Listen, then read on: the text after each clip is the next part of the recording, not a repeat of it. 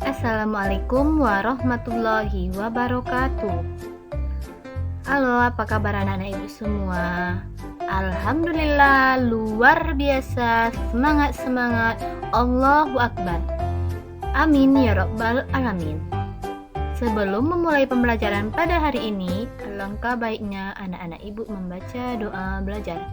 Berdoa dimulai, berdoa selesai. Pada hari ini kita akan belajar tema 5 ekosistem, subtema 1 komponen ekosistem, pembelajaran 1 pada kelas 5 sekolah dasar dan semester 1.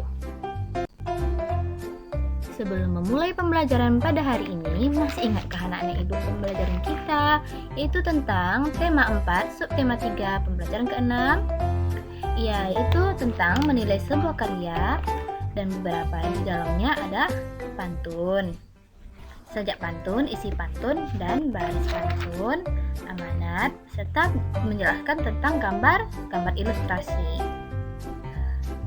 Pada hari ini kita akan belajar tentang pengertian ekosistem. Nah, apa itu ekosistem? Suatu proses yang berbentuk karena adanya hubungan timbal balik antara makhluk hidup dengan lingkungannya. Perhatikan gambar berikut dan mari membaca.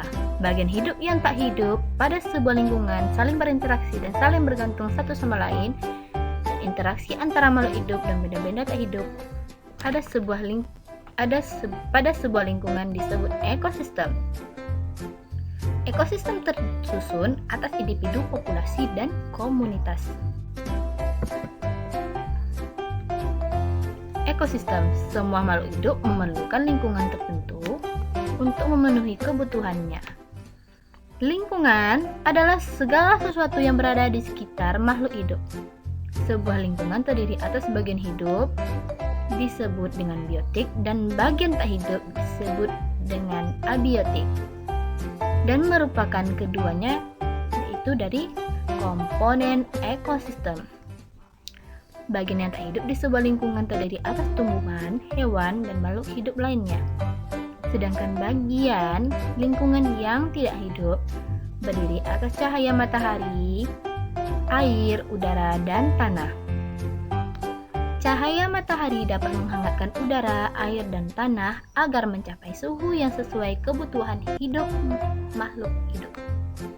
Cahaya matahari juga membantu tumbuhan yang membuat makanan, air, dan tanah merupakan bagian penting dari sebuah lingkungan.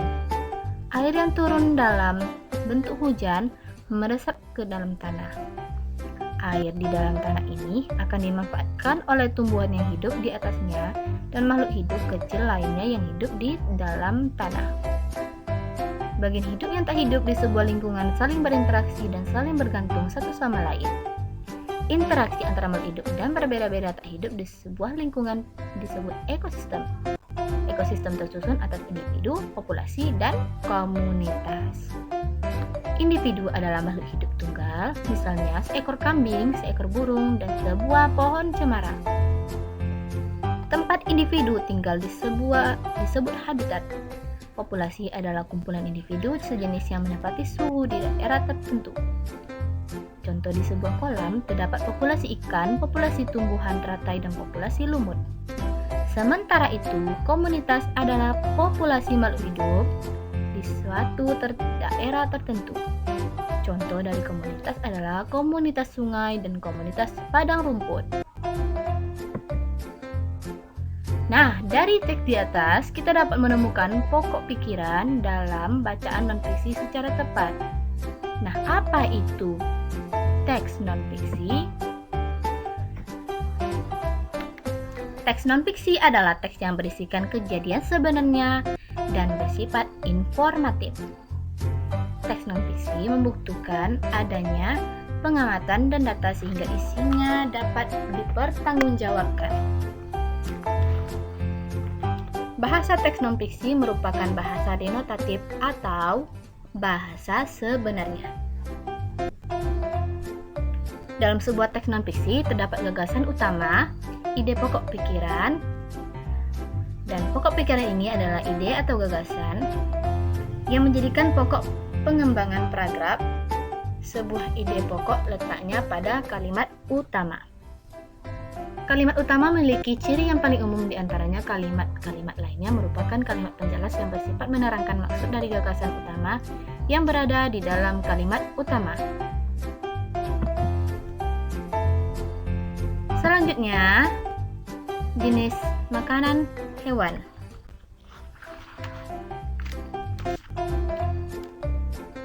Jenis makanan hewan dikelompokkan menjadi dua, yaitu makanan yang berupa tumbuhan dan makanan yang berupa hewan lainnya. Hewan yang dijadikan makanan, ada hewan yang hanya memakan daun tumbuhan dan ada hewan pula yang memakan batang tumbuhan, buah atau biji tumbuhan. Namun ada beberapa jenis hewan yang memakan lebih dari satu bagian tumbuhan tersebut. Bagian tumbuhan yang paling sering dikatakan dan dijadikan makanan hewan adalah daun, seperti ulat, rusa, dan zebra merupakan beberapa contoh hewan yang memakan daun. Sementara itu, beberapa hewan yang menyukai bagian tumbuhan, yaitu sapi, merupakan salah satu hewan yang menyukai batang tanaman padi dan jagung. Sedangkan hewan panda menyukai batang bambu dan bagian tanaman yang juga disukai hewan. Belatung senang memakan bagian dalam buah, dan ini seringkali merugikan para petani buah-buahan. Burung-burung juga menyukai bagian tumbuhan yang berupa biji. Biji pada padi sering menjadikan incaran burung pipit. Biji kenari sangat disukai pada tupai. Beberapa hewan memakan hewan yang lebih kecil sebagai makanannya. Hewan kecil ini menjadi mangsa bagi hewan yang lebih besar. Serangga menjadi makanan bagi hewan seperti katak dan cicak.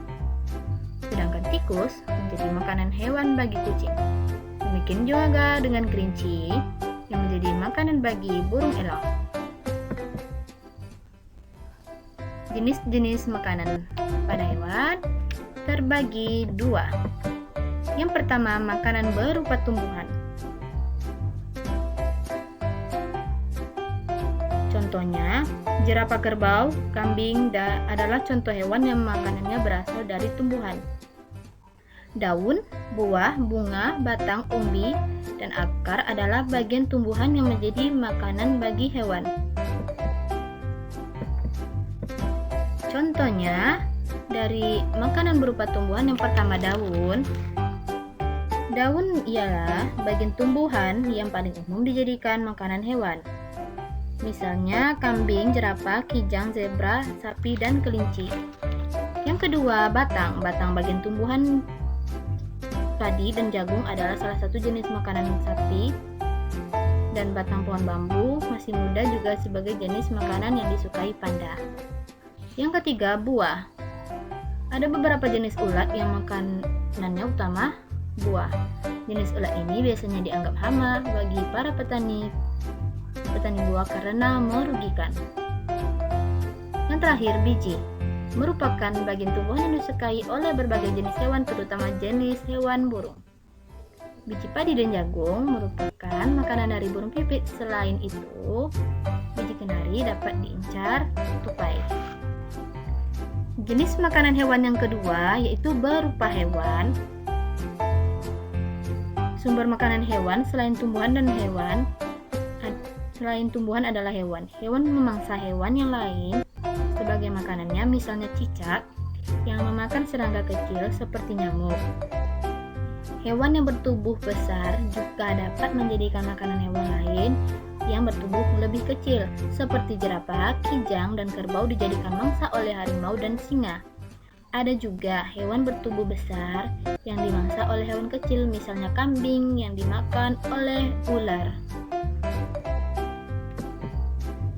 Nah, setelah membaca teks di atas, catatlah beberapa pertanyaan berdasarkan teks dan juga bertanya yang berhubungan dengan teks bacaan.